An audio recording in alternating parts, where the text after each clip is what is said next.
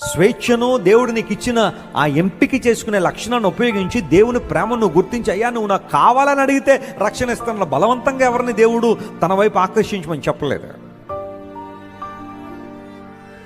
అందును బట్టి యేసుక్రీస్తు ప్రభు యొక్క ప్రకటన ఎప్పుడు మత ప్రచారం కాదు, లేదా మత మార్పిడి కాదు. ఇది ప్రభు గురించి చెప్పాల్సిందేదో మేము చెప్తాం దేవుని సేవకులుగా. నీకు ఇష్టమైతే నమ్ము, లేకపోతే దానికి సరైన పర్యవసానాలు ఒక రోజున అనుభవిస్తాం, అంతే. That's it. ఇందులో బలవంతం పెట్టేసి, గొంతు మీద కత్తి పెట్టేసి, ఇక్కడ తుపాకీ పెట్టేసి నువ్వు మారుతావు లేకపోతే షూట్ చేసావు ఎవరైనా అన్నారా? అది బలవంతం అంటే. బలవంతం మతి మార్పుళ్ళు అంటే అవి. తుపాకీ పెట్టేసి కొంతమంది చూడండి, నువ్వు యేసు ప్రభువును వదలకపోతే ఉద్యోగం తీసేస్తామంటారు చూసారు, అది బలవంతం అంటే. అంతేగాని ప్రభువుని అంగీకరించడానికి ఇందులో బలవంతం ఏముంది?